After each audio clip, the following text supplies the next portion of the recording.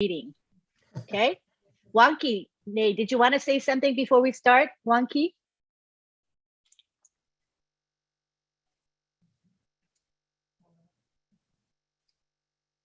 I don't think so. Is Wonky there, right? I don't think she want to.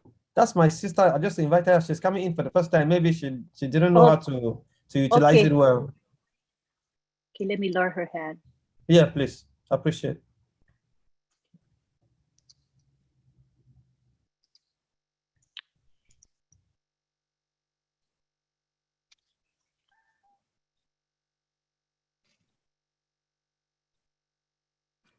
Righty.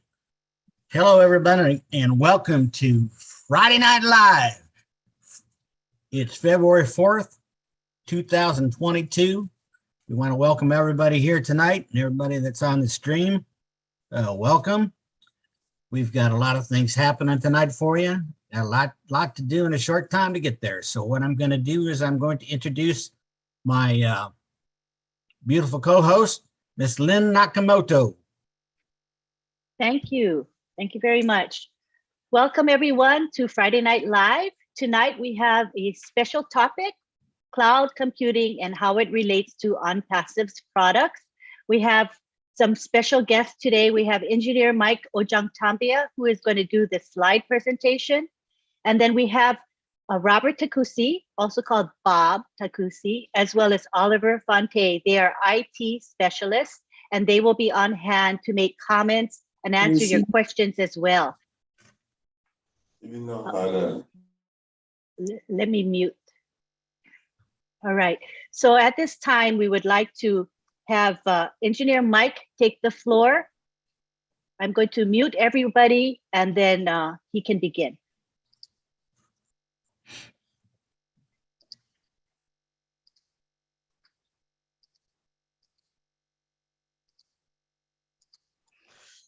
Hello, everybody. Good evening.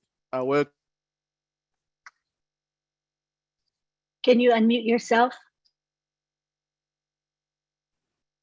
Okay, Lynn. Hello, everybody. Good evening. And welcome again to another edition of the Friday Night Live with Ron and Lynn Nakamoto. Today, I always have the pleasure to be here with you. I have the honor to present whatever I know as knowledge. I want to thank all the Leadership Council members who are here present. Thank you for always working for us. I want to thank all the O-Winners women and the O-Winners men present right here, and the founder of our O-Winners group, Mr. Bob Takusi. It is from him and other IT people that I've been learning, and I'm very grateful to be able to come here today and present to you people. So today we'll be talking about cloud computing. Cloud computing is one of the things that Onpassive is getting into. So we need to get a little bit of understanding how it works so that it is, let's see how beneficial it will be for our business. So I have, Maddie, can you give me the permission, please? Let me share my slides, please. Thank you.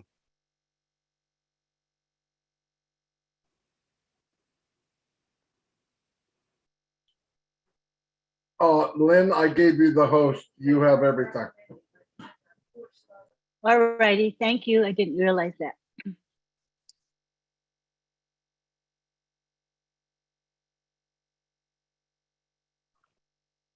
All right, your co-host now, Mike. Thank you, Ms. Lynn. Auntie Lynn Nakamoto, thank you very much. So we will be talking cloud computing, like I say.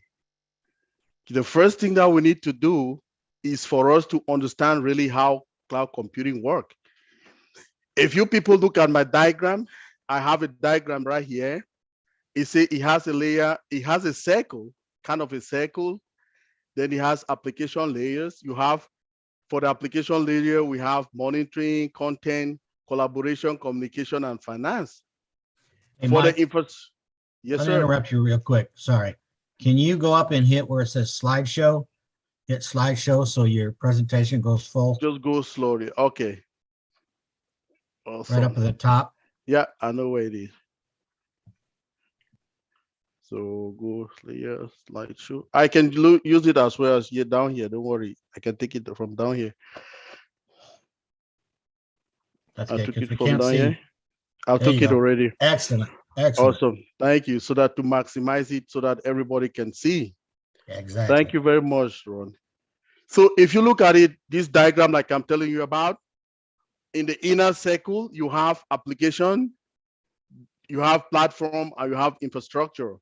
On the infrastructure side, you have the compute, the block storage, you have the network. Then you have on the platform, you have like object storage, identity, runtime, queue, and database. Then on the application side, you have monitoring, content, collaboration, communication, and finance. Then what are all of these services or platform and infrastructure connected to? They're connected to your servers, they're connected to your laptops, connected to your phones, tablets, and laptops. So which means you can access the cloud environment from wherever you are. So the cloud uses a a network layer to connect different devices to provide access to resources residing in the centralized data center of the cloud. Okay, now the cloud technology users can use the data center through the company network or internet facilities. Another thing again, this technology provides various advantages. Users can access the cloud from anywhere at any time, but the network bandwidth should have to be more. Now, this technology not only facilitates desktop and laptop users, but mobile users can also access their business systems based on their demand. So what are we trying to say? Onpassive, we have this system that has been built. And remember, every day our CEO, Mr. Mufareh, he comes out, he tells us something. And what has he been telling us? That anybody in any part of this world can do business with Onpassive. Why? Just using your cell phone, mobile device, wherever you are, only thing you need is internet.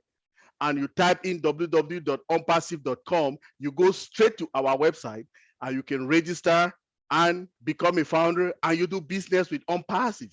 That is why this is very important for us. So we don't need an oil well to drill before we start, doing what to drill the oil well, then start connecting to fuel stations. No, anywhere that you are in this world, you can conduct business with Onpassive because the only thing we need is just internet. Now, why is cloud computing important? We need to know about it. Why? So, cloud computing is perhaps the most flamboyant technological innovation of the 21st century. So, this is tying straight up to what we got in Onpassive. We got 21st century cutting edge technology tools for any business in the world, being it online, or offline or online, you will need all our products. They are 21st century products.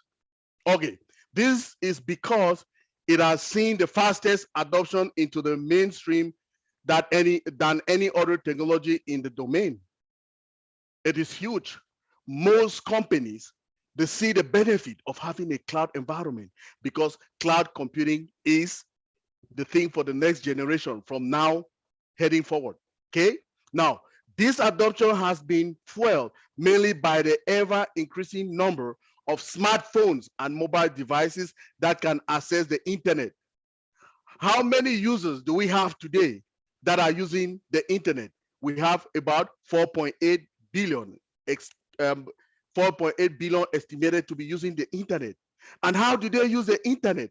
They don't just use only computers and laptops and desktop and things like that. They use smartphones.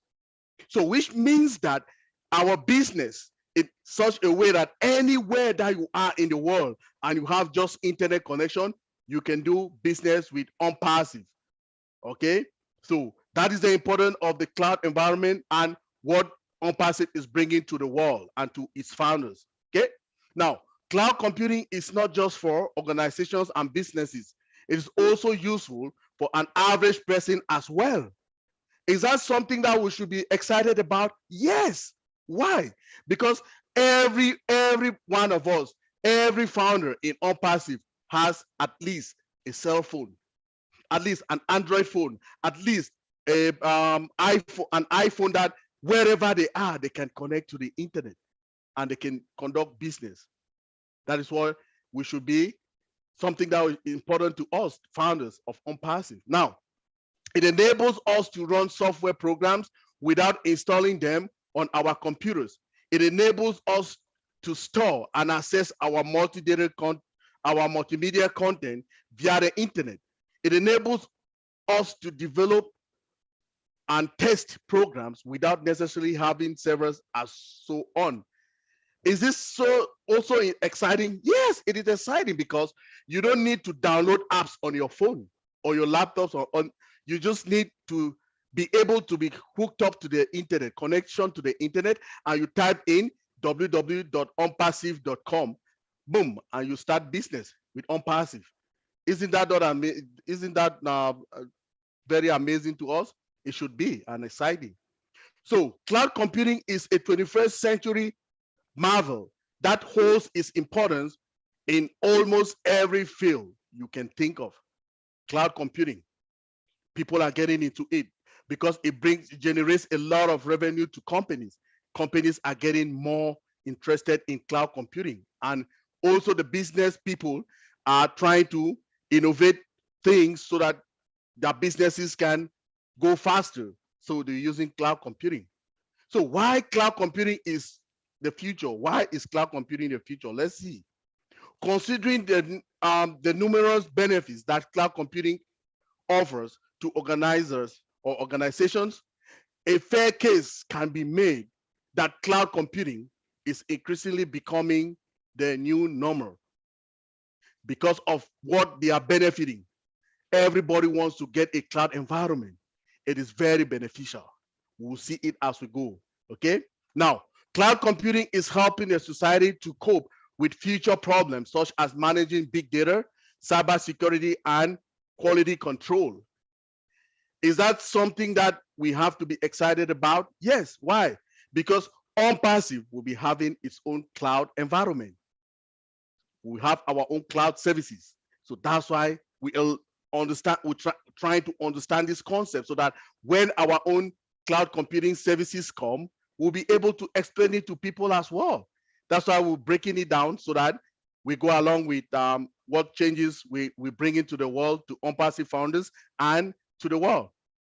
Now, in addition to emerging technologies such as artificial intelligence, distributed ledger technology, and many other capabilities are becoming available as services through cloud computing. So is artificial intelligence tying to cloud computing something that we should be excited about? Yes, because all our products in Onpassive are tied to AI. AI is embedded in all our products. So it is something that we should be excited about and to know a little bit more as we go around. Now, we have models. We have models in cloud computing. We have three models. Basically, we have three models, okay? The first one is IaaS, which is infrastructure as a service. Then we have PaaS, which is platform as a service. Then we have SaaS, which is software as a service. So let's see what all of this is all about. What does it mean? If I come and tell you what is IaaS, this is it, what it means. Now, it is a computing infrastructure managed over the internet. That's it. IaaS. It is a computing infrastructure managed over the internet. That's it. Now, our examples are AWS, which is Amazon Web Services, and Microsoft Azure or Microsoft Azure. It depends on how you pronounce it, but it is spelled Azure. So now we have the other platform, which is called Platform as a Service. What is it? So Platform as a Service is a platform created for programmers to develop, test, run, and manage the applications. Programmers, developers, that is their own environment. Okay. Example is AWS Elastic Beanstalk and Google App Engine. Okay. Now we have another, the last one module is called Software as a Service. Now, what is this software as a service? It is also called the on-demand software. Okay, so it is a software in which the applications are hosted by cloud services, cloud service providers. Now, users can access these applications with the help of internet connection and web browsers, such as Salesforce, Dropbox, Cisco WebEx, and GoToMeeting. Now, what I want to explain to you people now is this about Dropbox. If you people use Google, Google has a storage capacity which you can store your stuff on the Dropbox. So you can store it on Dropbox and you can share it to other people. But guess what? After some time, they can tell you, oh, your service is full, your storage is full, and something you can buy more service and things like that. But I think our own services that we'll be bringing in Onpassive will be unlimited. We don't have no limited storage. No, it will be unlimited, everybody. That's why we should be getting excited, because we are getting into the market with a lot of competition, and we got a lot of features that is not yet in the market. Now, advantages of cloud computing versus the data center. I want to say thank you to Ms. Lynn Nakamoto, Dr. Benny, and Sister Bridget Kamsi. They were the ladies who decided to bring us this diagram. They worked on it and brought it to us, which is very amazing. On the left-hand side, this one is telling you about the cloud computing. And the other side is talking about the data center. If you people remember last week, when we were talking about data center, it looked like something like this. Now we are talking about scalability, the advantages of having a cloud computer versus data center. So when we talk about scalability, just take it in a way that when the servers, when it is up like maximum, how do we say it again? When the system is at its peak, maximum. So some people like during the middays, they can put more servers so that it can be able to serve their population. That's scalability. But now, when towards the evening, there will be less people going to the internet. People will be retiring to sleep and rest and things like that. So they will decide now to cut the number of servers. Let's say, for instance, midday we have 150 servers serving that website. Now, during the evening that we have less population, there is less traffic on the internet. We'll be having like 50 servers. We'll reduce it to 50, depending on the population that we have. Flexibility is the same thing as why? It's very, very flexible. You can change things anyhow as per your service demand. So the cost is almost really one cost, okay? It's like pay as you go. You can't pay for a whole of the whole of the cloud environment. No, you pay just for instance, if you have 1 petabyte of data that you want to store, you can decide to pay for 1.5 petabyte or 2 petabytes of data in the cloud environment. Pay as you go. Now, availability. Now, because these services, cloud services are 24/7, at any time when you log in there, you will go there and you work. You can do your job working remotely from wherever you are, get into there and you continue. Okay, so availability, security. There is a lot of security in this cloud environment because, first of all, remember that it depends, every IT business, most of it depends on data. And you want to always secure your data so that the man in the middle does not come to get your information. Because when they get your information, it's a big problem. If we guys remember about some months ago, like 6 or 7 months, Capital One had a problem that his data was being collected, and they started hacking people's, getting credit cards and hacking into people's personal lives. They had to be paying a lot of people. Okay, so now accessibility. It is accessible from anywhere. Cloud computing, if you have servers in the cloud environment, most of us in the IT world now, most people work from home. So they can access their servers. Maybe their servers can be in Australia, but they sit here. I can be sitting in my home here in Calgary, Alberta, Canada, and I'm working in Australia. So I am that cloud, my cloud server is accessible to me if I have the login. So when I log in, I can work remotely. So when we're talking about collaboration between teams, teams are there's a lot of collaboration between the DevOps team, the developers, the database administrators, the Linux system admins. They can be working in one simple file because the file is saved on the cloud environment. All of them can be working at the same time. They will not wait for one person, developers, to finish before. No, they will work collaboratively on that same file, provided they have the same rights, permissions to work on the file. And the permissions will be read, write, execute. Some people will have just read permissions.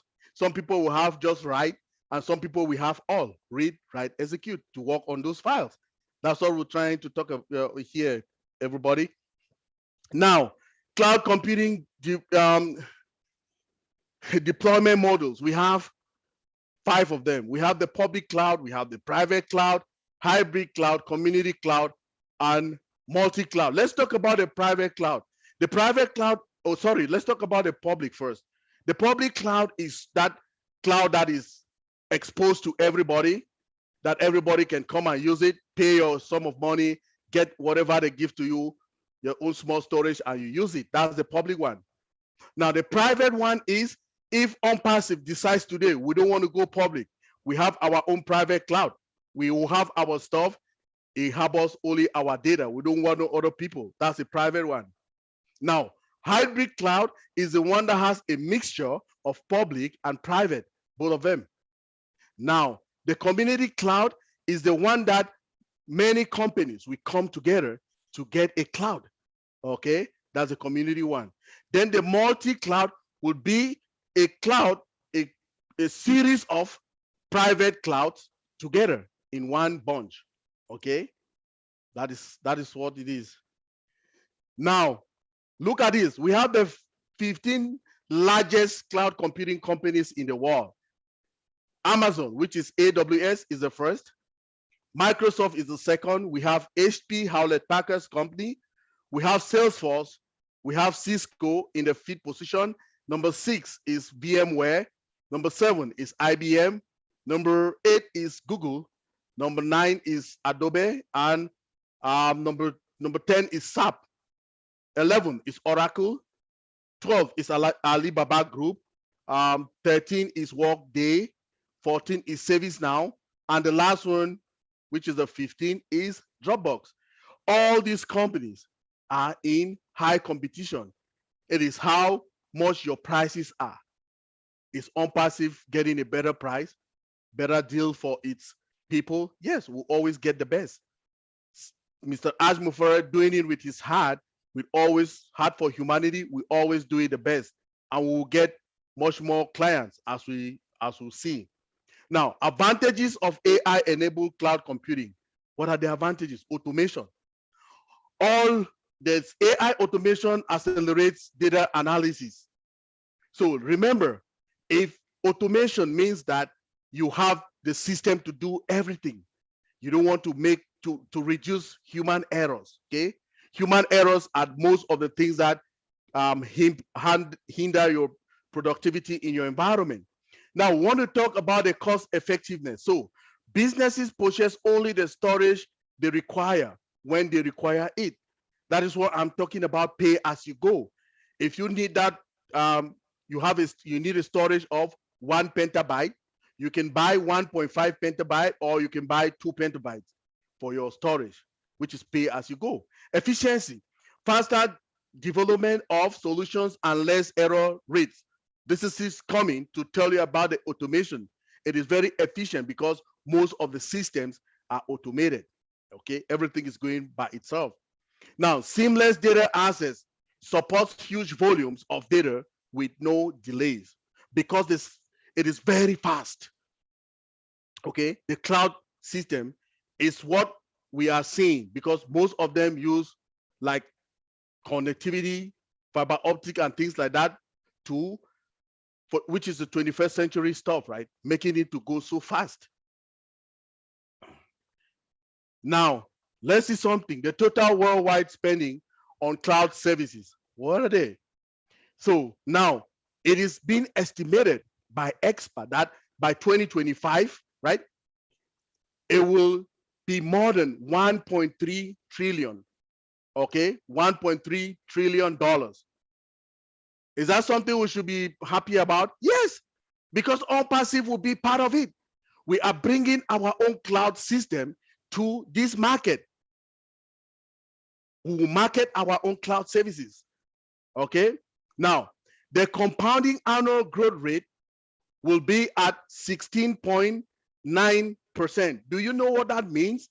Compounding power, it increases, right? If you have 16.9% this year, next year will not be the same 16.9 because it's compounding. But that value, 16.9, is just there. That is the same thing that we are looking at it. I'm like, okay, if the Onpassive system is this way, if we can be getting something like this, it means we have a tight market that we are bringing the new technologies, we are bringing the innovation of technology, which is AI, to this market. We have a place right here. That increase, we will have a percentage of that increase. Okay, everybody. Now, Onpassive's AI embedded cloud computing services. So cloud computing is indeed one of the fastest growing avenues in the IT industry. With Onpassive bringing in AI embedded cloud services, it will be a game changer in the information technology industry. Thank you again, Mr. Mufareh, for all you do for us, the founders, and the entire world. Now, I just want to give some two things now here. Now, if I have my two big brothers here, Mr. Bob Takusi and Mr. Oliver Fronte, all from the Ofounders team. When they used to give us presentation, they predict what is coming. And we in the information technology world, we can also do some kind of predictions due to what our CEO comes and tells us all the time. Now, let's go with this. Mr. Bob Takusi used to tell us, oh, I'm saying that Sona will be a woman. And it turned up to be that old child will be Sona and Sona will be a woman.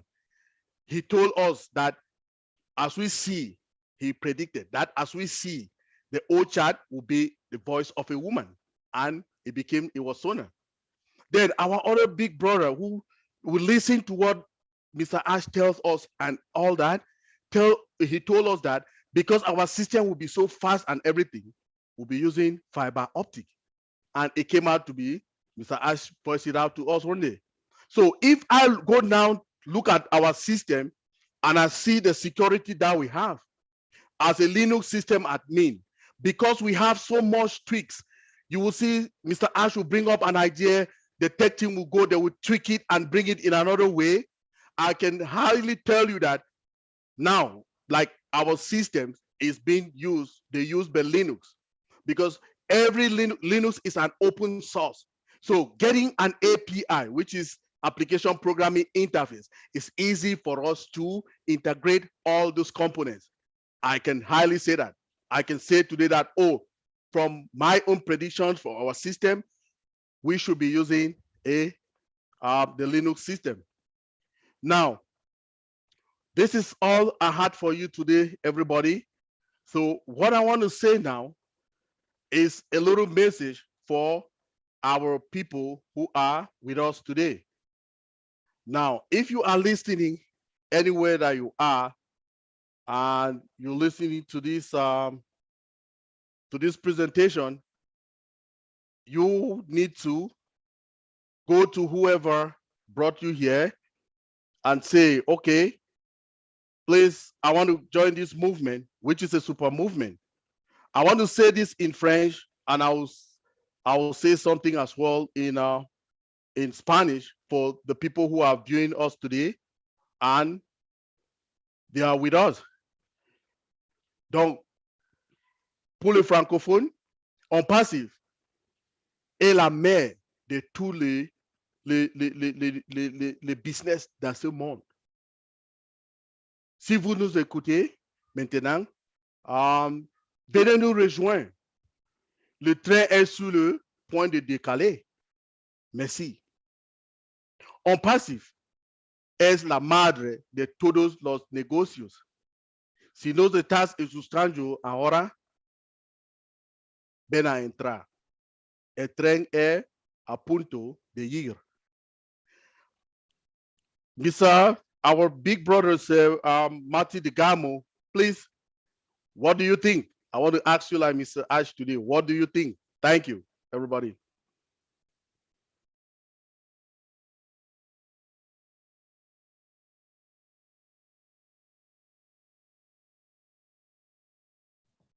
Marty, are you there?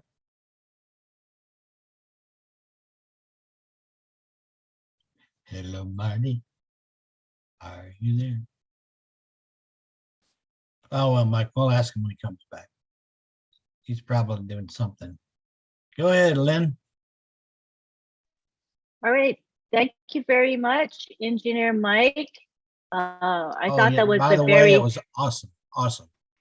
Yes, it was concise yet comprehensive, just to give us a taste of what cloud computing is about. So did you folks enjoy his presentation? Let's give him a round of applause. I think he did a great job. Awesome job.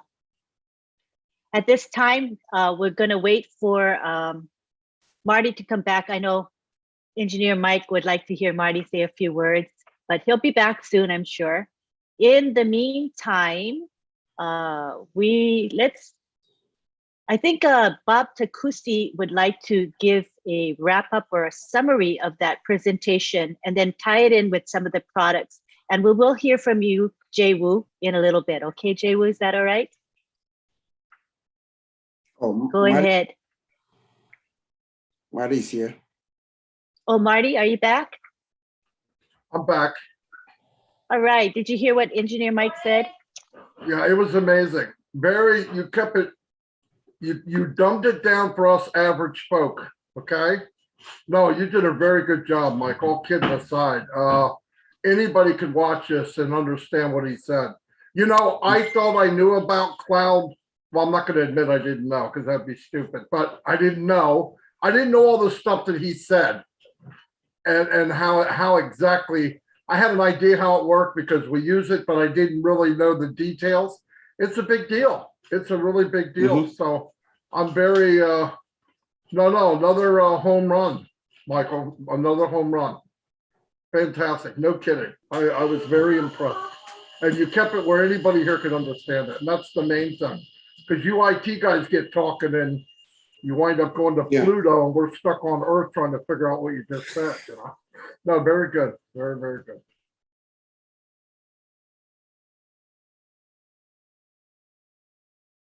Thank you, Marty. Now we would like to go to Bob Takusi and Oliver Fonte to speak. You can take the floor, Bob. Yeah, I think, hello, everybody. Hello, all founders, all Onpassivians. Hello, Marty, Ron, Lynn, Engineer Mike, all the all winners. It's a pleasure being here. It's a privilege, actually, being here. I really appreciate. Thank you, Auntie Lynn. We call you Auntie Lynn because you're like a mother to all of us. So it's a pleasure. It's actually a privilege for me to be here to speak to all of us. Engineer Mike, good job. You laid it out properly, but I'll just summarize, just bring it home. Let me just bring it home a little bit, simplify it a little bit. When we've had several discussions, especially my friend Oliver Fonte is a friend and a brother of mine. We've been friends since childhood. We went to separate boys' schools. I was in one school, he was in another. We always got together from different cities, the same cities, our parents, our friends, and stuff like that. So we've known each other for a while. We happen to be in the same industry. So we bounce ideas to each other, like we speak almost 5 times every day since we became Onpassivians. So what I want to say first is about 6 months, or maybe sometime about 6 months ago or more, when Mr. Ash Mufareh, God bless him, when he said that, I'm sorry.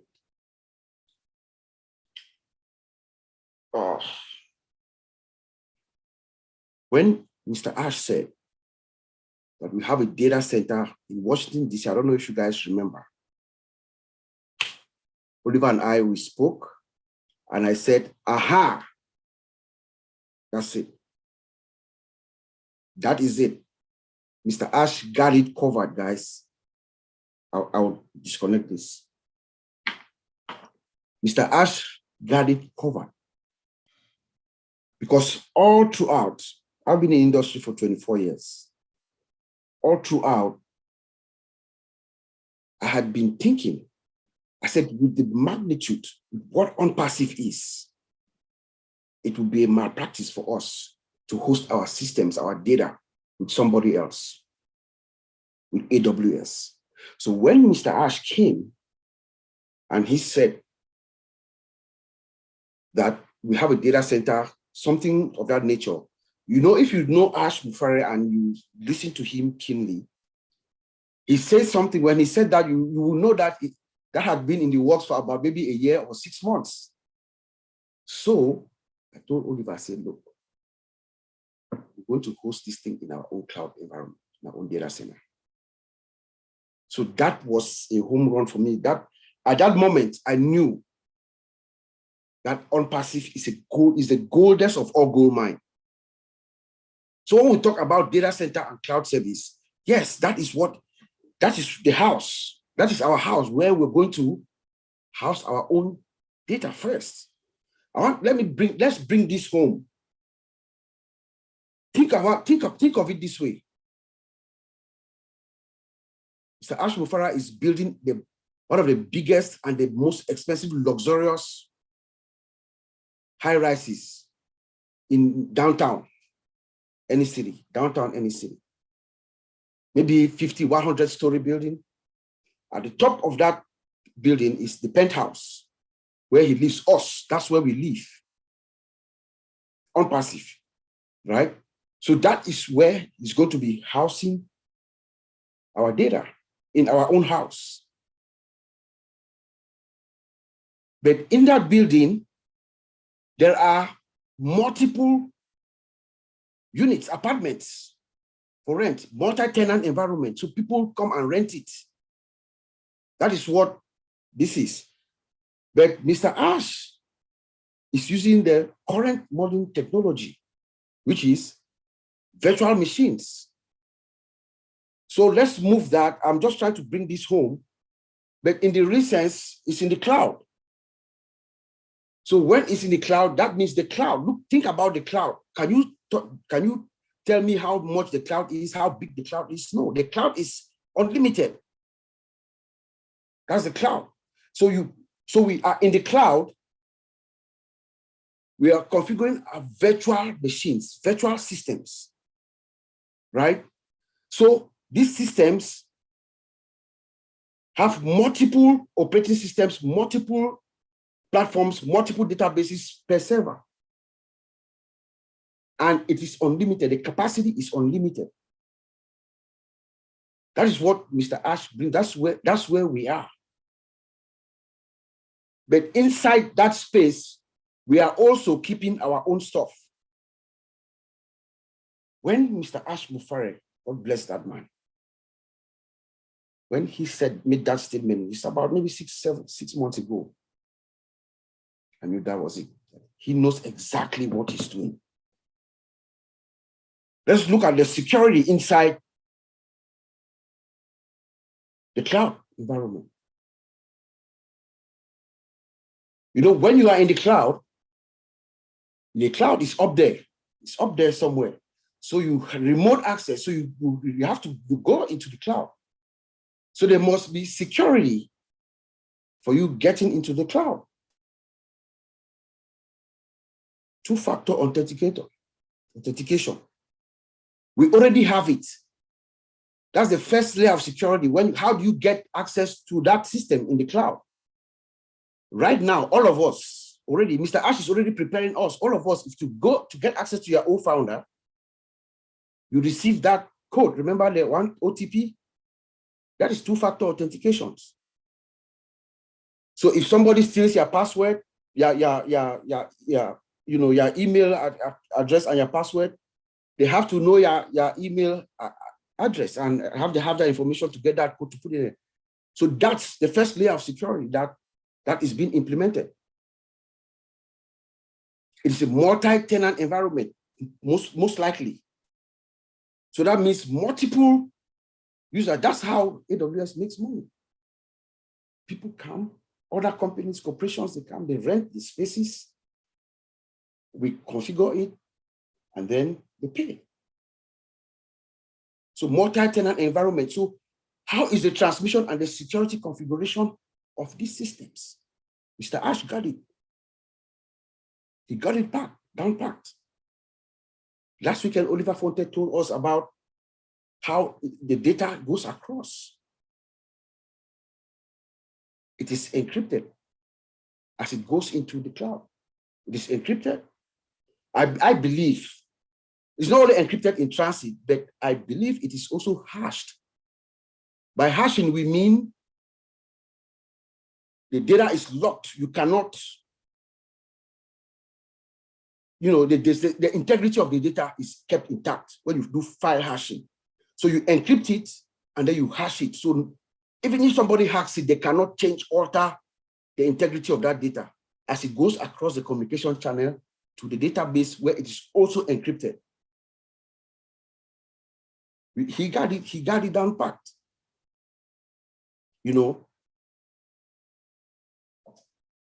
There's also logging is another critical element of, our security.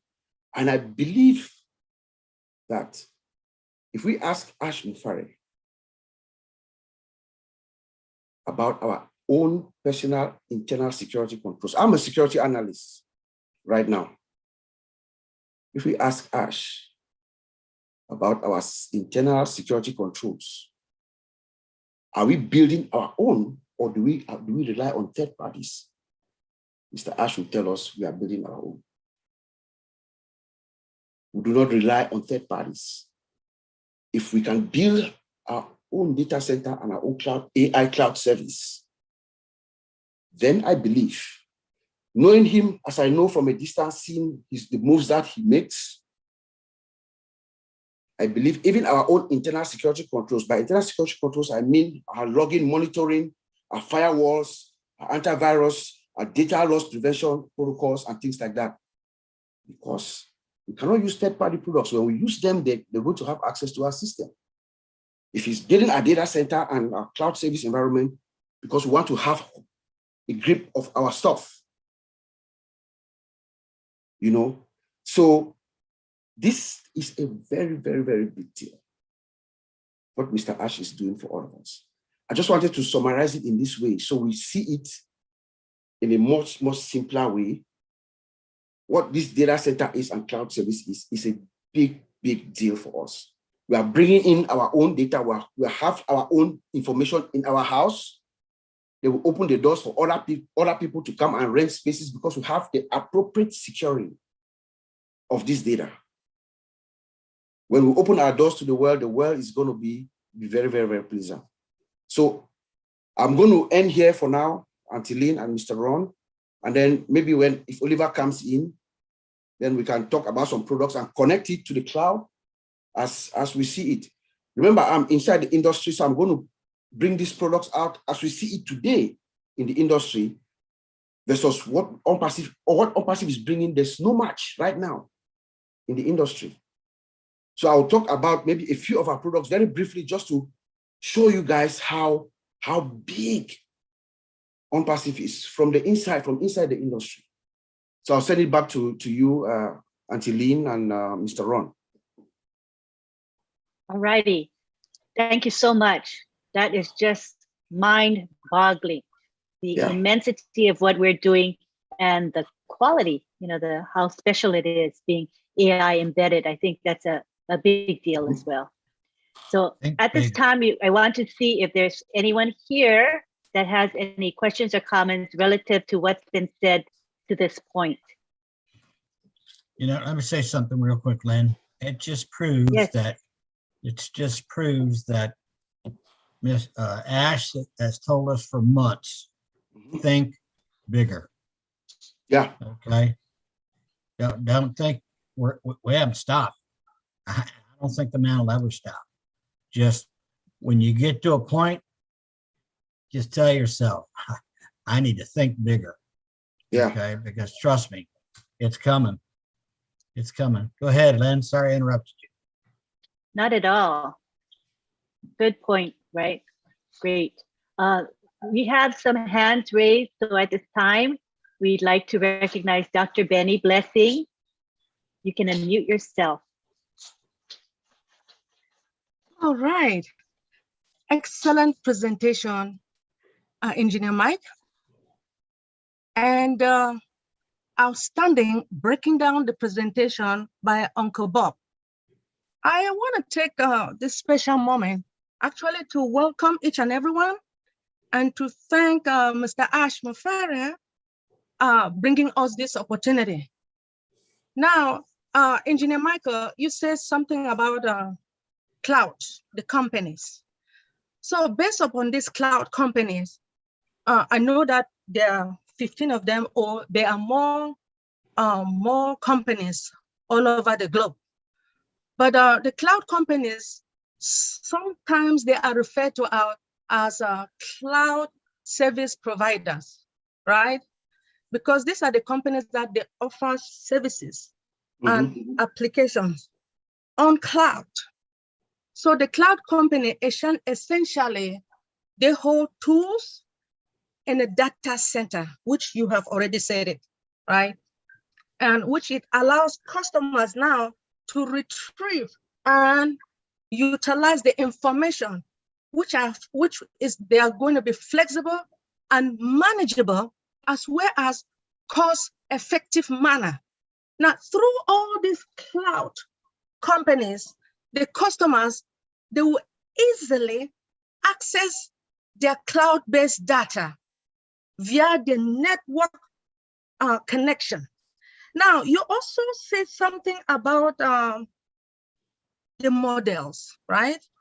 Now, based upon my own research about these cloud models, about their value, when it comes to SaaS, the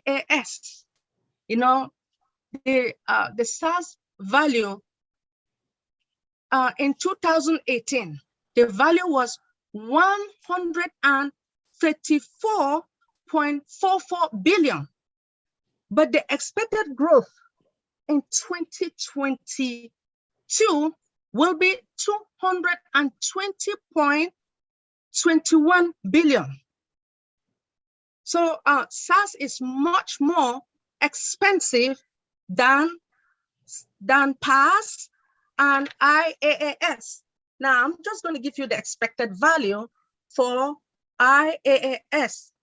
So in 2020, we had like 64.28 billion, but the expected growth right now in 2022 for infrastructure as a service is going to be 121 billion, 121.62 billion. Now, when it comes to pass, but according to a positive tech, Cosentix, he stated that indeed pass, the market size is expected to grow, and the estimated value in 2020, it was 56.2 billion. But in 2026, the expected growth will be 164.3 billion. Now, one more thing, you talk about security, right? We do understand that the reason why we're moving on cloud or data center, the reason is because we want to really, really protect our information. Now, when I talk about information, it comes to like your first name, your last name, right?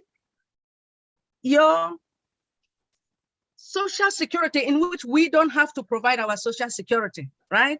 Which we also know that a social security is a unique identifier. But when it comes to Onpassive, our email address is the unique identifier. It still has to be secured. Now, you also said something about application. Based upon the application that you were talking about, we do have application security. Now, within the application security, it is a process of developing and adding, testing the security features, right, within the application, which it prevents the vulnerability. Now, when I talk about vulnerability, it's like the weakness that some of our systems are having. So, and there are certain types of application which at first I really did not know. You talk about the authentication, authorization, and you have encryption, you have logging. So at this time, I will not really spend too much time explaining it, but I want to let you guys know that all your information will be protected because why? We do have antivirus software that it will be installed. Firewalls also will be installed. So thank you so much for the opportunity. Thank you, Dr. Benny. And for those of you who might not know, she is a cybersecurity analyst. She has a doctorate degree, so she really knows what she's talking about. Go ahead, Bob. And has a very beautiful smile. Yeah. Yes. So let me just add. So she talked about the last thing about encryption. Encryption is a very critical security protocol. Encryption. So think of encryption this way. Oh, okay. Think of encryption this way. You have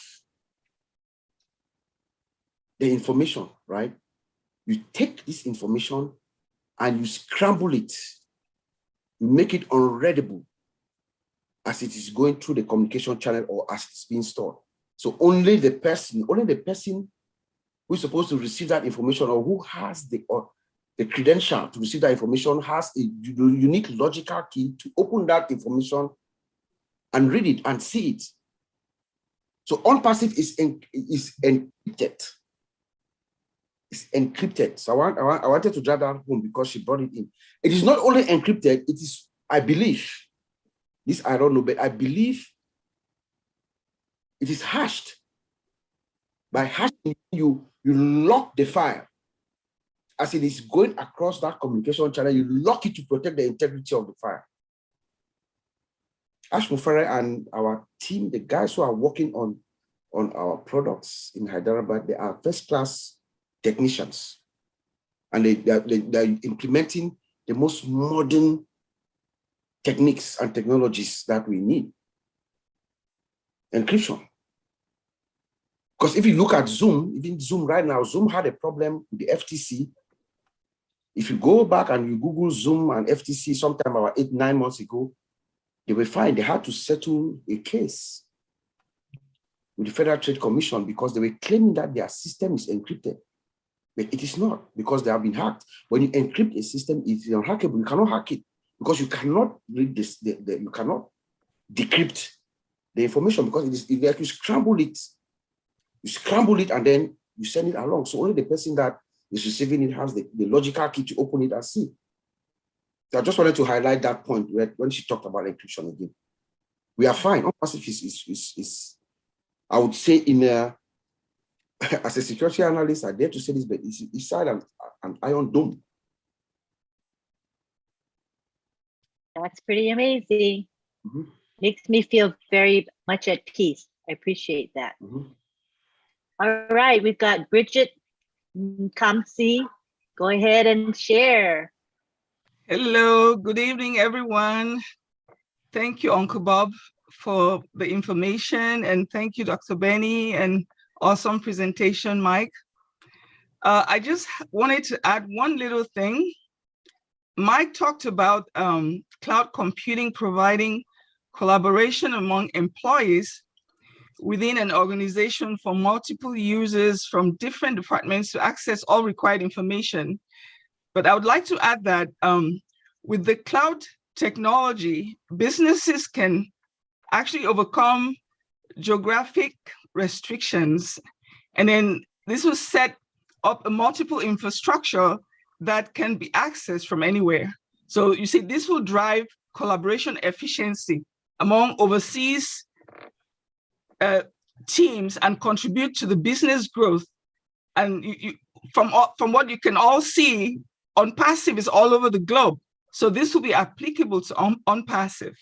So that's what I wanted to add. And I also wanted to mention that during this COVID period, the advantages of cloud has been clear because businesses that were on the clouds prior to the COVID were able to adapt to the new remote working norms much quicker than more efficiently compared to the non-cloud competitors of the same industry.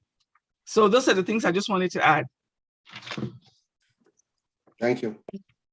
Thank you very much. You're welcome. Appreciate that. Next, we have Denbo McCary, who wants to speak. Go ahead and unmute yourself. Thank you very much. Hi, everyone. Thanks to the wonderful presentation again from our founder, engineer Otanjombe, and the further collaboration from Bob Takusi. My perspective tonight with respect to the presentation is this is in line with Harsh philosophy of bringing helping humanity. And with that, cloud computing, which is going to be everywhere in the world. When they say cloud, it's not physically looking at the cloud. Mm-hmm. Now, as a network administrator or as an ICT consultant as well, we know that that means you'll be able to have access anywhere you are in the world. Mm-hmm. In fact, if you remember last time, one of our founders here talked about a device that being manufactured by, I think, Starlink that can be deployed particularly in those remote areas in the developing world. And my interest is to be able to bridge that digital divide between the developed and the developing world and in this, the remotest part of the earth. And with this product that we are seeing to do with Onpassive, what Onpassive is doing with cloud computing and the device that is already in the market, the Starlink, I think that's what it is. They have some devices that will be able to provide internet service. And with internet service, you'll be able to have access to your data wherever that you're in the world. And also, we know in this country here, the President Biden is talking about broadband. Broadband will further enhance data transport and exchange of data from one service provider to the other service provider. So when you look at all these things put together, you know that Onpassive is marching forward, and I'm very, very glad to be part of this team. Thank you all very much. This is my submission tonight. Thank you. Thank you. Thank you. Thank you. Thank you, Denbo. We have William Delorme next. William Delorme.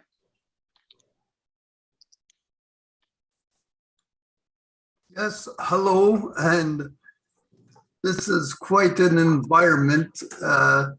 I had a job at JDS with fiber optics. I built 1x2, 2x2 switches, and they mentioned to us they were going into satellites. I've seen a lot of fiber optics, that's for sure. So what I want to know is, my question is to Bob and engineer Mike, how fiber optics will adapt into the cloud environment? Can you answer that? Because I know we have good quality with fiber optics instead of electricity. Electricity travels like a lightning. The speed, yes. So you recognize that. I think Mr. Ash had already told us that our data center cables they are connected with fiber optics. So you see that the speed, artificial intelligence will only enhance that speed for us and the quality of the images that you will see, with fiber optics.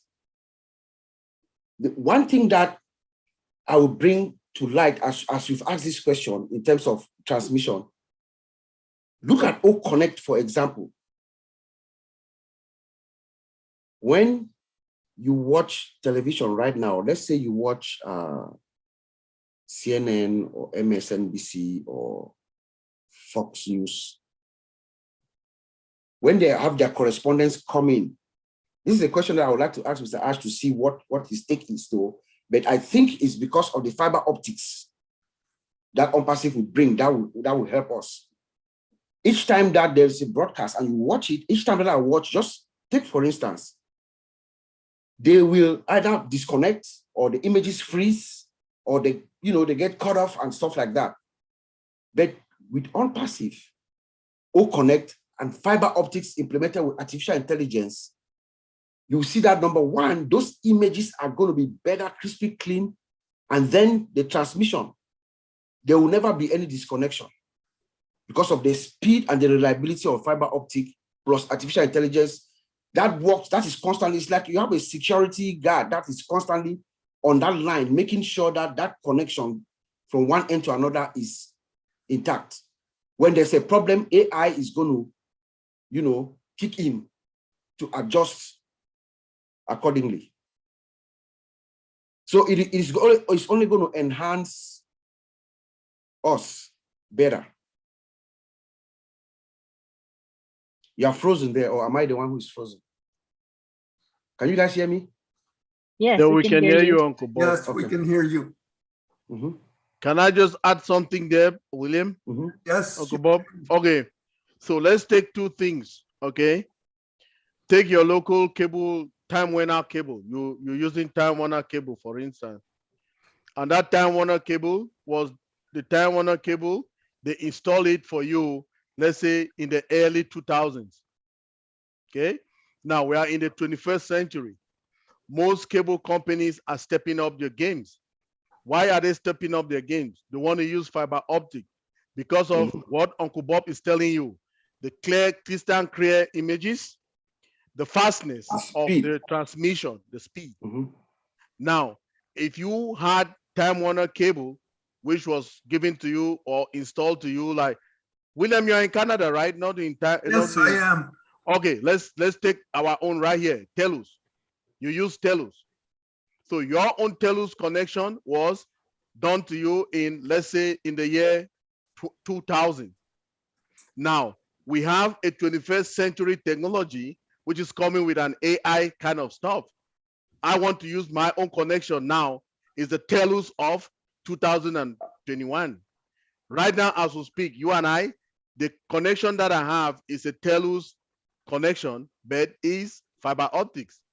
Now, your price will not be the same like my own price, but what is there is the comfort that you get from it, right? Your cable is fast. Then you don't get before the only ones that you used to have here. It's sometimes when you are streamlining something, it starts breaking up. Like you don't get the streamline clear because they don't use fiber optic. But now fiber optic coming in with what Uncle Bob is saying, with a huge amount of data that we'll be having, crystal clear, the speed, fastness of the system brings that 21st century technological advancement to us, and that will be a big game changer in the industry. I'd like to add on that with the fiber optics, that they use it, they bury in the gun, it's well protected, well, instead of wires up above. It comes, yeah, it comes all the way to your house, yes. Yes. Or that company that they put it at a junction and then they use coax cable to So bring it's it much more safer right to your house, yeah, right. and much more clear, and it goes in waves, not erratic, like electricity. So, but it's very expensive. Yeah. Yes. That's what I said price-wise. Very expensive, yeah. But you get the comfort of it when you pay for it. That's the truth. Thank you, Uncle Bob. Thank you, William. Thank you. Thank you, William. Thank you, William, for your question. All right, next we have Jay Wu, Wanda Woodward. Go ahead and unmute yourself and speak. Thank you. Great presentation, Engineer Mike, Bob. I had it, my hand went up early because I had a question about the cloud. So I've been trying to wrap my mind around the cloud, and it's direct link to the physical data center and data centers talking to other data centers. So the comment that was just made is like, so my first question is, are data centers connected in the sense that they're hardwired, or are they connected virtually? That's the first question. And I'll get an answer, and then I'll ask about the cloud, and at what point does someone who is cloud computing, at what point is there a need to the activities you're doing in the cloud that they would actually go on the physical server? Okay, let me take the first one, then Uncle Bob will chime in. So when we talk about connectivity, okay, in the data center, whether they are physically connected or on the cloud. Now, if we see what we need, right, is to determine if servers which are in the cloud environment, you can access them. Now, how do you access them? They have something that they call the IP addresses or Internet Protocol addresses. When those servers are being created, they have something that they call the public and the private IP addresses. Okay. I got you. I remember that from the other day. Perfect. So you use that public IP address to connect remotely to that server. That server can be in Australia, and I'm sitting right in my basement now. I use that public IP address. I will connect directly to that server if I have permission to work on that server. Okay. So Uncle Bob hires me. He's my boss. I'm working under Uncle Bob. He needs, I'm a technician or an administrator, server administrator. He will give me the permissions for me to be able to log into those servers. So that all they need is those servers have to be somewhere and they have network connectivity. Anywhere you are in the world, you will get into those servers and work there, provided you have the permission to log into the servers. And all you need is your Internet Protocol address, which is the public one. So you log into the server, boom, and you start working. So most of us today on the internet are using the public side. Yes, most of us.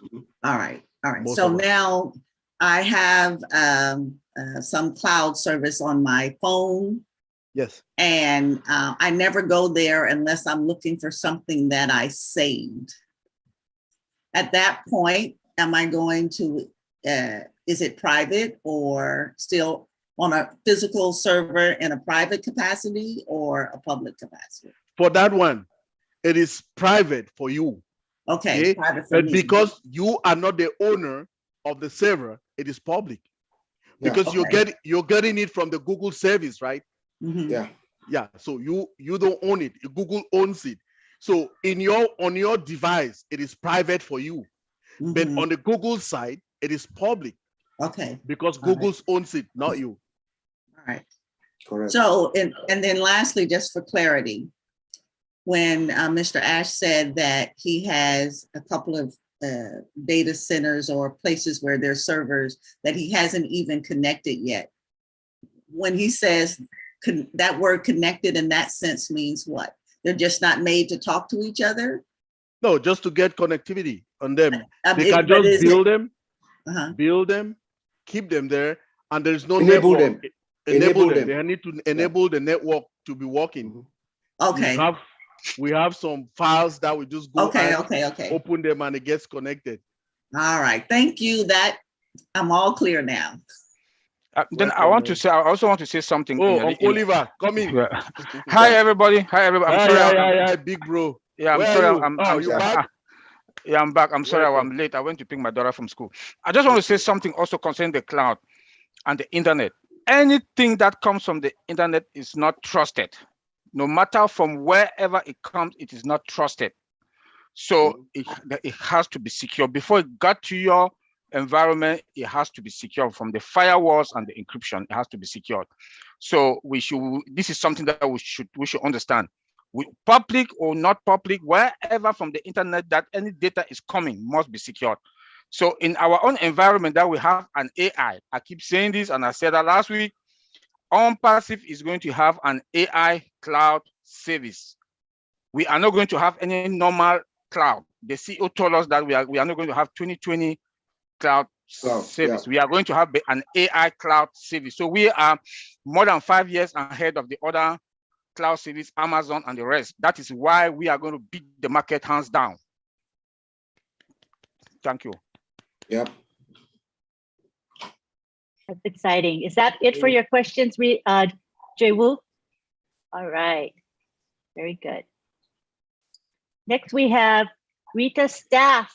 Come on down, Rita.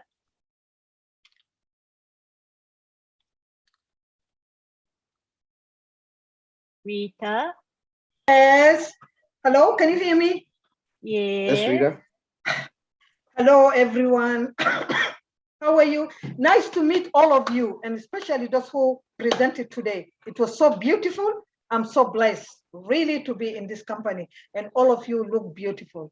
Thank you very much. Have a good evening, good morning, or whatever it is. I have a question, but it's not exactly about the stuff. It's something that's related to it. It's about domain, because I am looking right now to start looking for my domain. I have like my brothers that I put them in a business too. So if they launch, so we are required to have a domain, right? Yes, but the company is going to suggest one for you, or you can choose. That's my understanding. Yes. You don't have to go out and purchase one. You don't have to go out and create one. The company is going to give you a website and a domain name.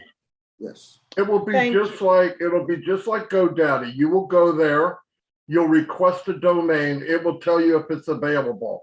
If it's not available, it will suggest to you something close to what you want, but you don't have to take it. So you go in, you make a suggestion. I would have 3 in mind. If it's your name, you usually get away with it. But if it's something that you would think other people might have, you probably don't have a chance of getting it. You can bid on a domain, but that could run into thousands of dollars. So you just go in and pick what you want. And if it's not available, it will tell you, because whether Onpassive or GoDaddy or any other domain service, they all run off the same thing. There's only one domain in the planet with that exact name. So you just put in, Rita, what you would like to have. If it's available, it's yours. The only difference is you won't be charged for it. And you can also get emails from it and everything else. So the company will pay for it every year. That's part of being a founder.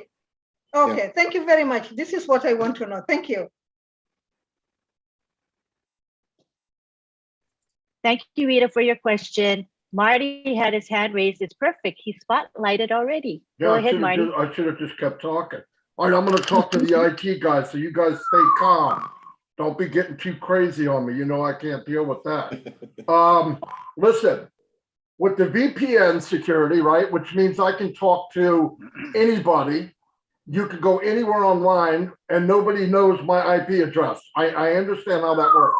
but I can actually get you in the same line of communication. Let's say I wanted to talk to Engineer Mike, you, Bob, and Colin, for example, but I didn't want anybody else involved in that conversation. There's a link that I can give you three guys, and we talk and nobody can interrupt or actually tap in. Is that available? Or is that something that might be available? I mean, I don't know. Yes, all virtual. Yeah.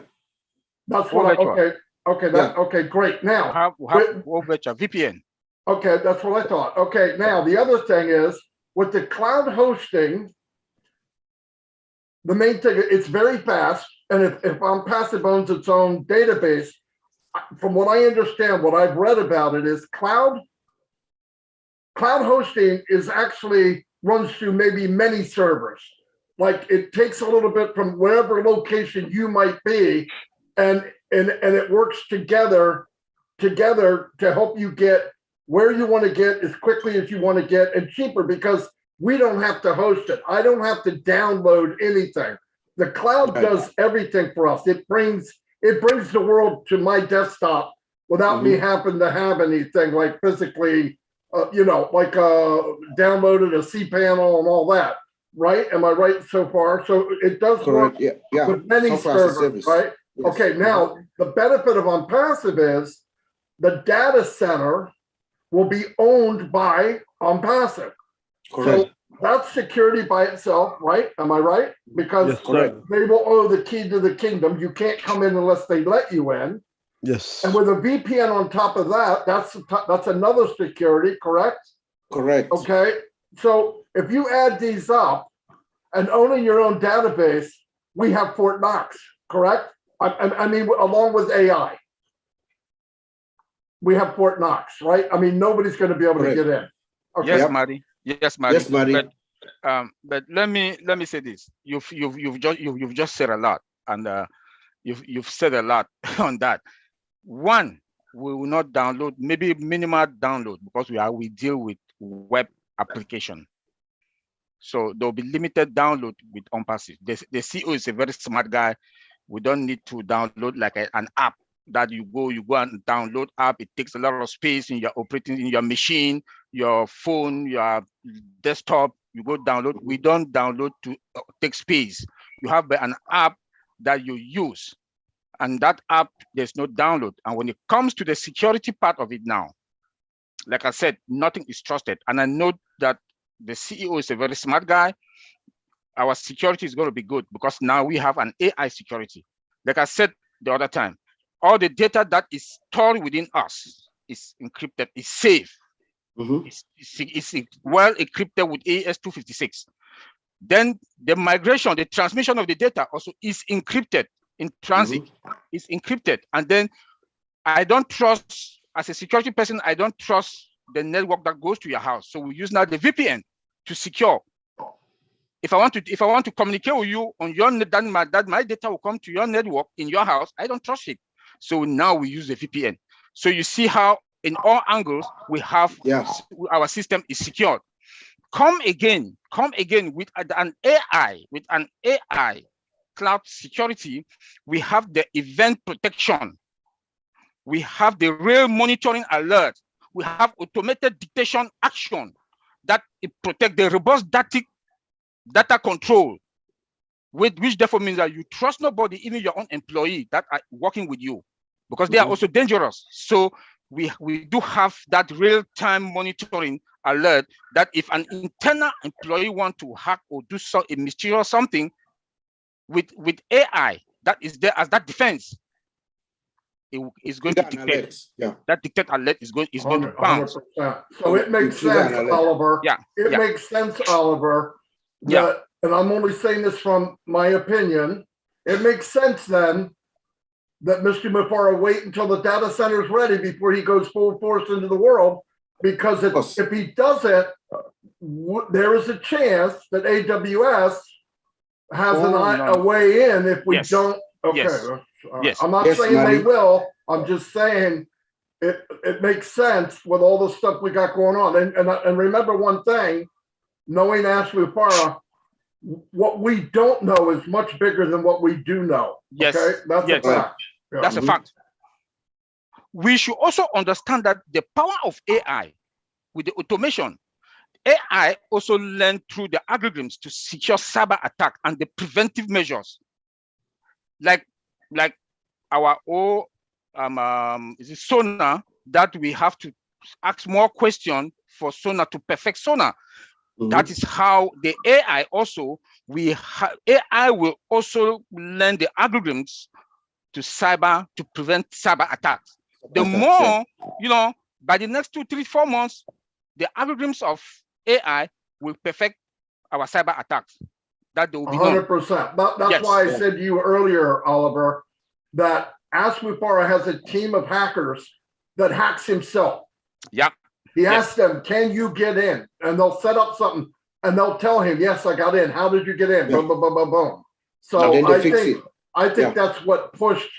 And this is my opinion. That's what pushed the database quicker. You see, he said 2 months. Last time he talked, we're like 4 weeks, 5 weeks. Yeah, okay. Right. Yes. That what you are saying, he must have hired penetration test analysts that they will hack they're pen test. They will hack the system, they secure it. They hack the system, they secure it. They hack it, it will take about 6, 7 months to hack the system and secure it. So much so that in Onpassive with our AI, in fact, we are, like I keep saying, that we are the bulldozers in the market. We are the monster. Because when you come with anything, you will not get us. Though it will be limited, attack. Even data, even the hackers will not be able to even penetrate or data breach. He even said one time that if it got to the point that somebody, because you know there's very sharp guys out there and some of them are evil, that if somebody was able to get into, let's say, a wallet, he said it's set up that it will only do a minimum or a mirror image. If, in other words, they have mirrors out there now. You tech guys know what I mean. In other words, if you set up a mirror, it's not really you. It's an image of you. So when they send a, what's it called? Malware or something, it actually bounces off and goes, the virus doesn't go to you. It actually will go back to them. If they're not careful. There's a mirror. I had one time, and it's really cool stuff. I'm sorry, I don't want to get into that kind of stuff, but I mean, obviously, Mufareh, like you said, he's way up past that kind of. Oh yes. Where people can. He did mention something about our omail.ai. Even spams, those spams mail, we will not get them.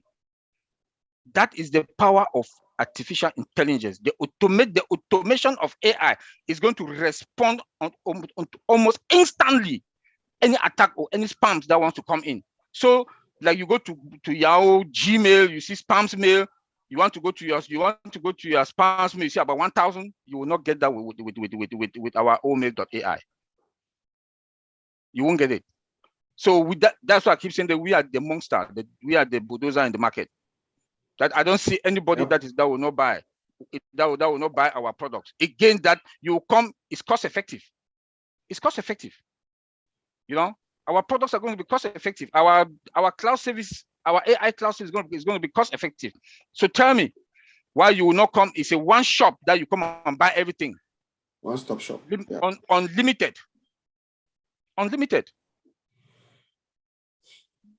Yeah. Thank you very much. Great. We have Gladys Nyaboro. Come on over, Gladys. Hi, good evening, everybody. Thank you so much, all winners and the presenters. I'm so happy learning from you every single time that you come to present here. All the presenters, I cannot name you all, beginning from Engineer Mike to Oliver, not in any order, but just from who spoke earlier than the other one. Listening to these presentations, especially the evening presentations that give us more understanding of what is happening in the world of IT. I'm not an IT person, but the more I'm listening, the more I'm appreciating what Ash is doing, his vision, and how he's trying to bridge the gap, to reduce the gap between human beings, between people and technology. And when you talk of the cloud and the data center on how our information is going to be secured, now I can begin putting one and one together to find it's two. Ash cares for people is creating something that will not only serve the developed countries, but is also thinking of the developing countries, the remote areas, the areas which are very vulnerable. That's why he's building, these servers that is going to put together to make sure that our information is secure. So I'm very happy and thankful to be here today. Keep doing it, don't stop it, because it helps. For us now, we have reached the time. We have waited enough. We have reached the time. That's how I feel, that we should start really understanding what it is. If you are, somebody you are able to read, you can listen and you can hear, you have your brain working, there is no reason why we should not give time really to understand what Onpassive is, how this technology is going to bridge things together, how the whole vision is meant to bring the world together close as one. So truly Onpassive, we are a nation and we are unstoppable. Thank you very much. Amen. Thank you, Gladys. Appreciate it. We have Dave Angelic next. Good evening, everyone. I'm truly enjoying today's conversation. Quick question. Is Onpassive more susceptible from a cyber attack from inside the company or outside the company? We've had a small, I guess a small break-in earlier this year. Just seeing what you fellas think. Yeah, beautiful question, Dave. That's a good question. As a security analyst, I can tell you that Onpassive is pretty secure. Looking at it based on, looking at it from the outside, everything that needs to be in place is in place. Given with the AI and, monitoring everything that, we need, we have. And Mr. Ash Mufareh is a very, very, very, very smart guy. But you are right,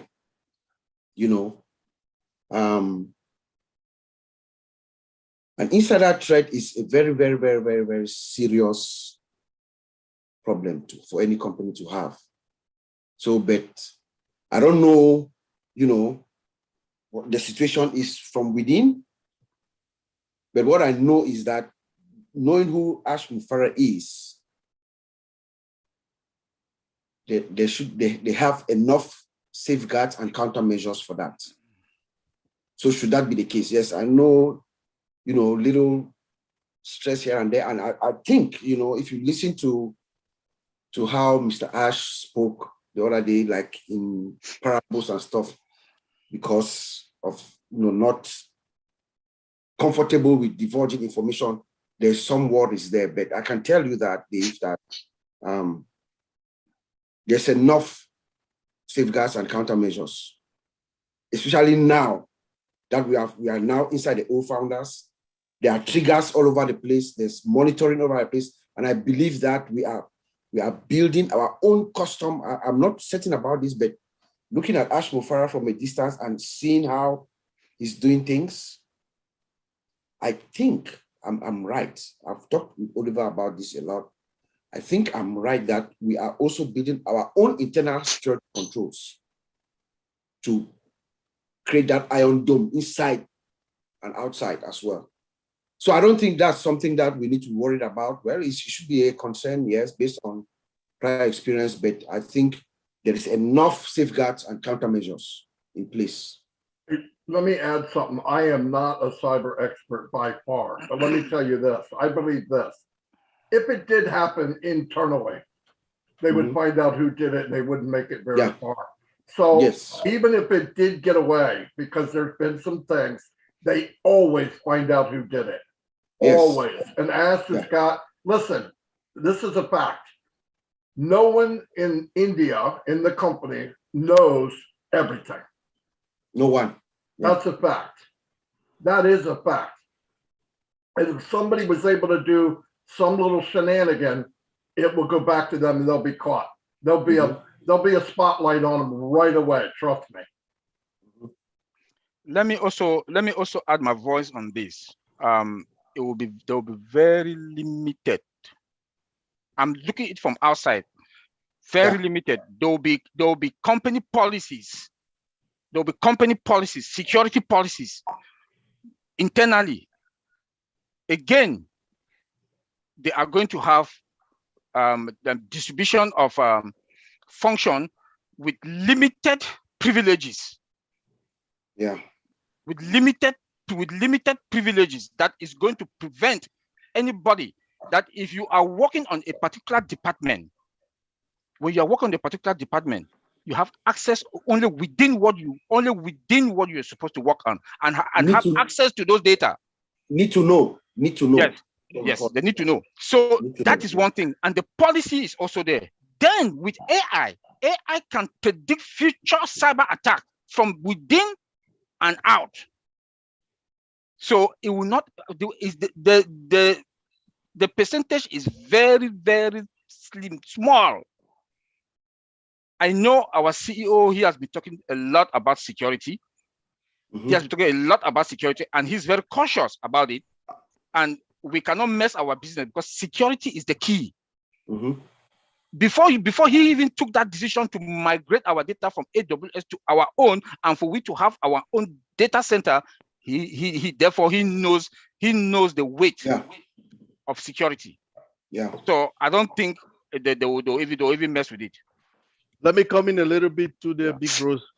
So in my own standpoint of view, when we come to talk about what we have, our environment and all that, remember, like everybody is saying, our company is an AI-based company. So which means that our own kind of service license agreement or service client agreement will be much more very different. But big bros are telling you people from a very security standpoint of view. So let's take it this way. Now, we have three groups of people. We have the database administrators, we have the developers, we have the programmers, then we have the system engineers.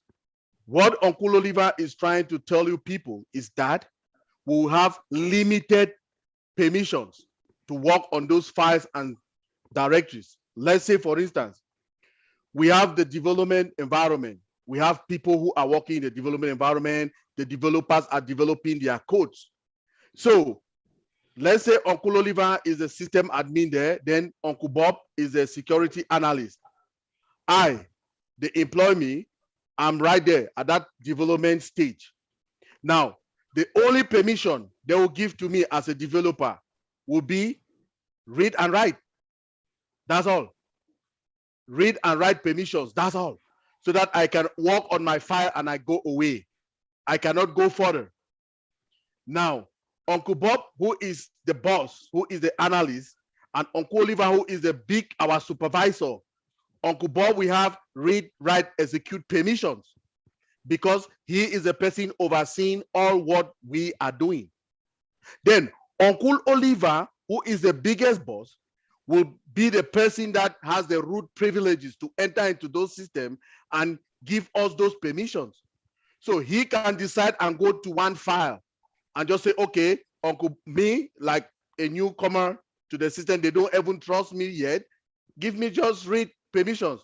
I cannot write, I cannot execute. But Uncle Bob can have read and write. Then he, who is the general supervisor, we have read, write, execute to do anything there. That is a security standpoint when we talk about permissions. When you hear them talk about permissions on files and directories, that is something like that. Thank you, big bros. And remember also that, let me just chime in here. Remember a few months ago, maybe a year ago, Mr. Ash talked about Active Directory, right? So that's another way of security. That's how, you know, everybody comes into the system through an Active Directory structure with their permissions, just what Michael is saying. So we have our own, comparable to Active Directory is a Microsoft product, but Onpassive has their own version of Active Directory, which is also going to commercialize at some point. Mr. Ash is not even talking about that, you know. So that way they can easily monitor activities, and then with AI on top, studying and machine learning, you know, algorithms and things like that, they will easily pick up, you know, mischiefs and stuff like that. Yeah. And in addition to that, if there's any suspicious of any attack or any threat, the system, AI will shut it down, will shut down the system and shut down all the ports. For nothing can come in, nothing can go out anymore until they investigate and everything is cleared. So AI is very powerful, and when it comes to our security, I'm not that scared. I know that we are fine. Yeah. Thank you very much. Thank you, Very thorough gentlemen. response. Thanks, Dave. Next, we have William Delorme, who would like to ask his question. Hello, very interesting tonight. I'd like to ask a question when relating to like Cisco routers. Now, they're very expensive for home use, and we know that home computer is very vulnerable. So it kind of, how do you wrap your head around that kind of thing to keep it's expensive to be online, put it that way. So being an Onpassive, we're going to be more secure for home use compared to like routers are in the government and offices, buildings, because they change their IP address every half an hour or things of that nature. Can you explain to us how this would be more better for us as a user? Can I start? Yes, Mike, I started. Okay, let me start with you, Sir William. Let's talk about it. Remember, we have products. We, as founders, already, and the people who will be users as well, like customers, come to subscribe in our business, that we own this platform. Now, when you own this when you pay for your subscription, all the products are in your virtual office. They are all yours. Now, what security measures we have? AI number one. Break it down, going again, we have O virtual. Remember, we have O virtual, which will be our own virtual private network. It's our VPN. So it is called, it's O virtual. So you don't have nothing to be scared about. You don't have nothing, because we have number one, AI already is a layer of security to our systems or to our wherever we are logging into, right? Because how do you do it? You will use your O virtual to be connect. like a shield and to connect to your network wherever you are. So, which means you have AI one, then you have now the VPN, how you call it, which is our O virtual, which we'll use it now to log in. It serves now as a layer of security to all our devices wherever we are.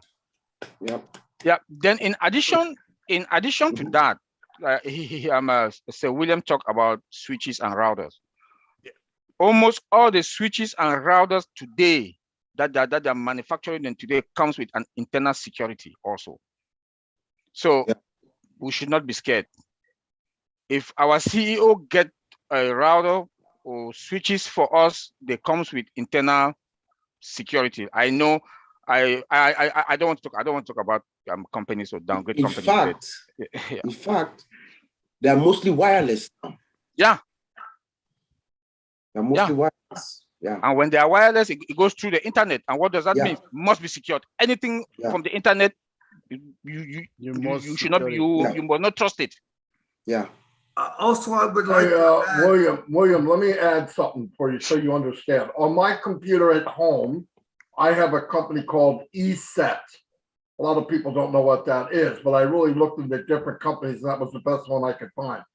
It protects my computer. Now, Onpassive's obligation is to protect your business and your computer while you're in Onpassive. So, Onpassive. yeah, if you use the VPN while you're working, if they go after somebody, it's not you anyway, because it won't be your IP address, it'll be another one.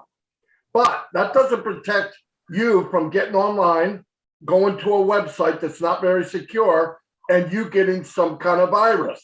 That could happen. That is internal. That's you. You should have a good firewall or protection of your own, which I would recommend, like ESET. Some of them use too much space, so you want to be careful, but that one uses very little space on my computer, and I have never got a virus since I've had it in 5 years, ever. But your protection from the company is by the company. I just don't want you to confuse the two. It's not going to give you homeowners insurance either, okay? No, it's there to protect you while you are communicating with your business. And if you use the VPN, that'll protect you a lot. But there are times you're surfing around the internet on your own.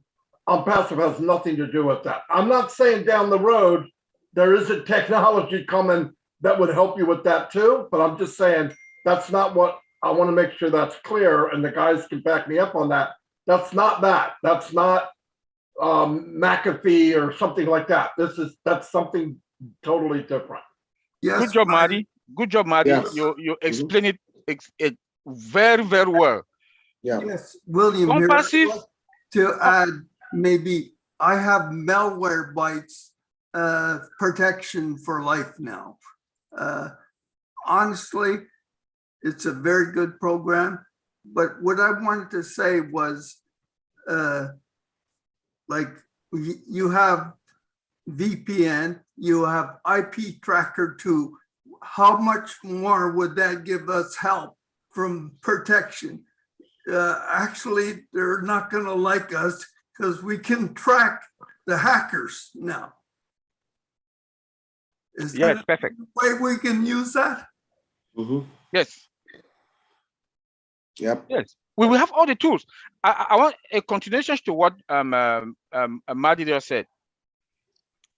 Onpassive will protect your data within. When it leaves Onpassive now to your house, it is your problem. Yes. It's not Onpassive problem. Or if it's in your company, it is your problem. So we should be very clear on this. That is why you have to protect. You have to protect your house network. It's like I'm working from home. My company don't trust my home network. So that is why I have VPN. Yeah. Directly from my job, from our office, from our cloud service to my house. Virtual. That's why we are also going to make a lot of money from virtual.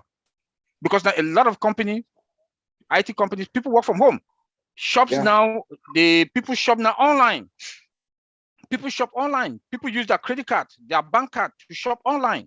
So it must be secured. So you, as an individual, you must secure your home network. Yeah. Thank you very much. I think we're at the point of being here about 2 hours, which is actually perfect. I think we covered everyone's questions and comments. And at this time, we're going to start wrapping up. I want to give the floor to Ron Halbert, my co-host at this time. Go ahead, Ron.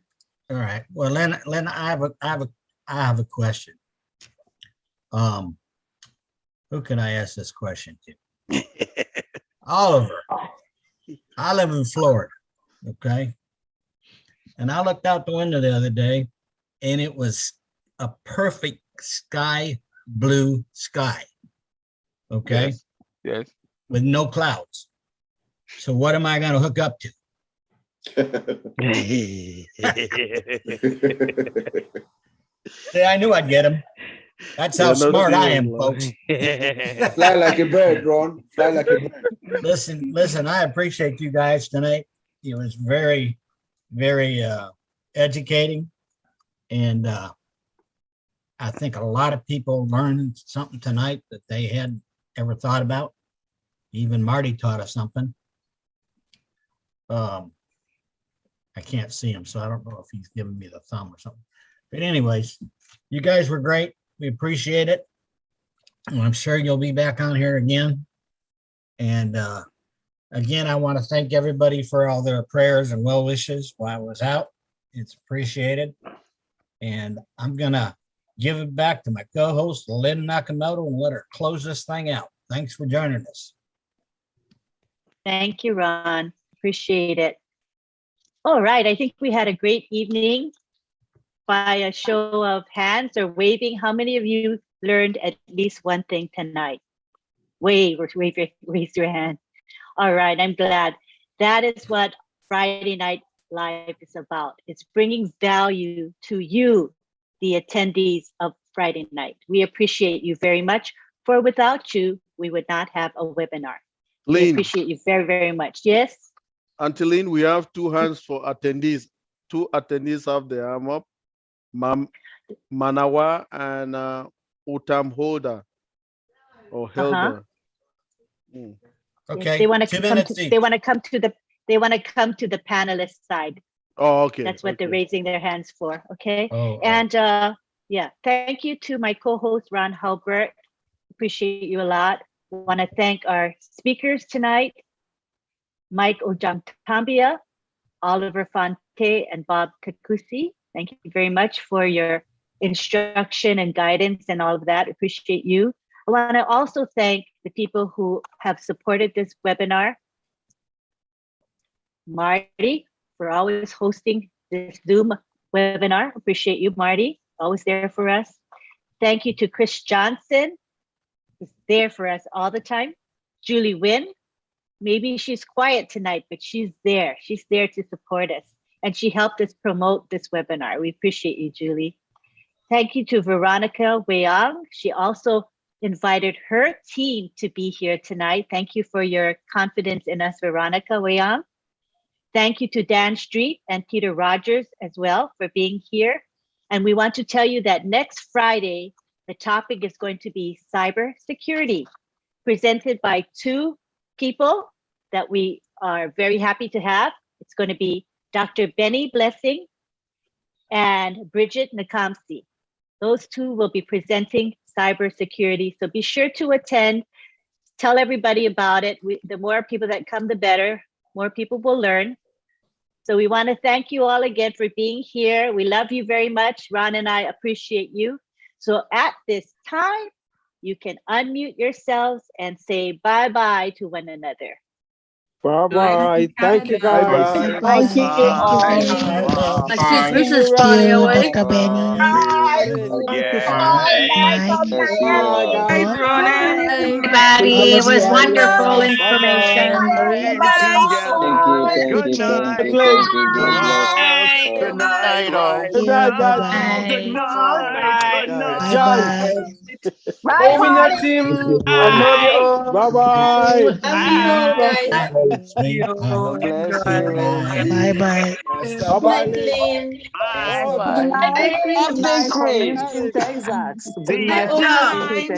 Night from Potomac, Maryland. Night from DMV. Your host. Bye from Washington. Bye-bye. Bye from Canada.